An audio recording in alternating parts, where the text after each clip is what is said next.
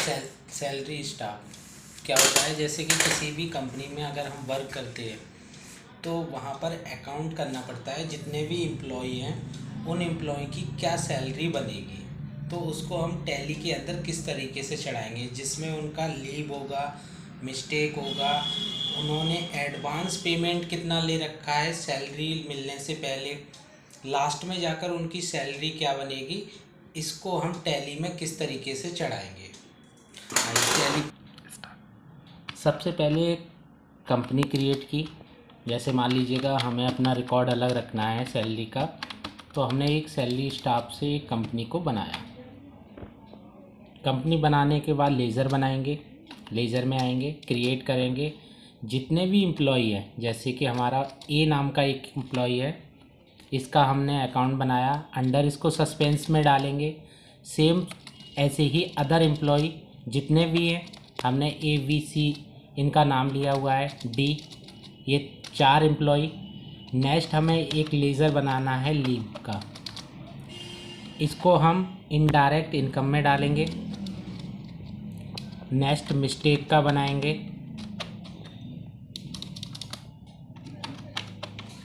ये भी indirect income में डालेंगे। और लास्ट हमारा एक बनेगा सैलरी स्टाफ का, ये भी हम सस्पेंस के अंदर इसकी एंट्री जो है वो करेंगे। इसके बाद हमें बाउचर में आना है। बाउचर खोलिएगा। सबसे पहले हमें F5 खोल के पेमेंट में एंट्री करनी है।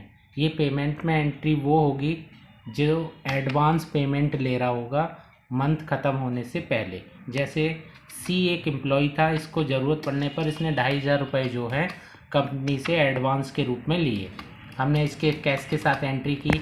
अदर कोई एम्प्लॉय होता है, जैसे ए हुआ, इसने 2500 रुपये इसने भी कैश लिया एडवांस। ये नरेशन आता है, नरेशन में हम लिख सकते हैं एडवांस पेमेंट, जिससे कि नॉलेज में रहेगा कि ये पेमेंट क्यों गया हुआ है। नेक्स्ट आएंगे हम F7 में हमें लीव मिस्टेक चढ़ाना है। जैसे सी एम्प्लॉय जो था उसने मिस्टेक की, अब मिस्टेक का पैसा हमें अमाउंट में चढ़ाना है। जैसे कि 1 डे लीव पर हमें इसका 250 कट करना है सैलरी से, तो हमने लिया। नेक्स्ट CR हम दिखाएंगे लीव को। डी, इसने भी मान लीजिएगा एक छुट्टी की, तो छुट्टी का पैसा हमने इसको लीव में दिखाया। बाकी के ए अगर ये मिस्टेक करता है, थोड़ा इंक्रीज हुआ कटना, 250 के 300 हमने इसकी सैलरी से कट किए मिस्टेक यहाँ से ये। इसके बाद लास्ट स्टेप हमें ये करना है कि टोटल सैलरी, पहले सैलरी स्टाफ DR में डालना है। मान लीजिएगा 45,000 टोटल सैलरी सारी एम्प्लॉइयों की थी। अब क्रेडिट यानी कि कौन कितनी सैलरी पे वर्क करता है, हमने यहाँ पर डाला कि ये 12,000 पर ये वर्क कर रहा है।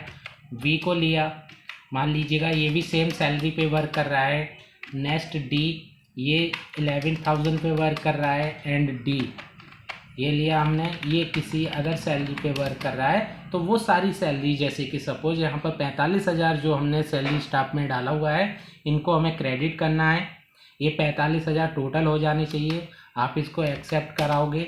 मेन गेटवे पर आइए, डिस्प्ले आएगा, डिस्प्ले में जाएंगे, ट्रायल बैलेंस आएगा। इसके बाद आप F5 दबा दीजिए, हमारे सामने एक बिल रिपोर्ट आ जाएगी जिसमें ये बताएगा कि सी को सैलरी क्या मिलनी है, बी को क्या मिलनी है एंड डी को क्या मिलनी है। जैसे कि यहाँ ए का रिकॉर्ड आया है कि 9,200 रुपये ए को सैलरी मिलनी है। अगर हम इसका फुल रिकॉर्ड देखेंगे तो 2 बार एंटर प्रेस करेंगे, यहाँ फुल रिकॉर्ड आ जाएगा जिसमें बताएगा कि ये पेमेंट हमने 2,500 का पहले ले रखा है, 300 रुपये का मिस्टेक है और 12,000 रुपये जो है इसकी सैलरी है। यानी 2,800 रुपये इसकी सैलरी से कट होंगे, तब जाकर 9,200 रुपये इसकी सैलरी बनेगी। अगर इसका हम पेमेंट कर देते हैं तो हमें एक एंट्री और पास करनी पड़ेगी। F5 में आएंगे, जैसे कि ए लिया, ए की 9,200 रुपये सैलरी थी, वो हमने लेकर यहाँ से एक्सेप्ट करा दिया।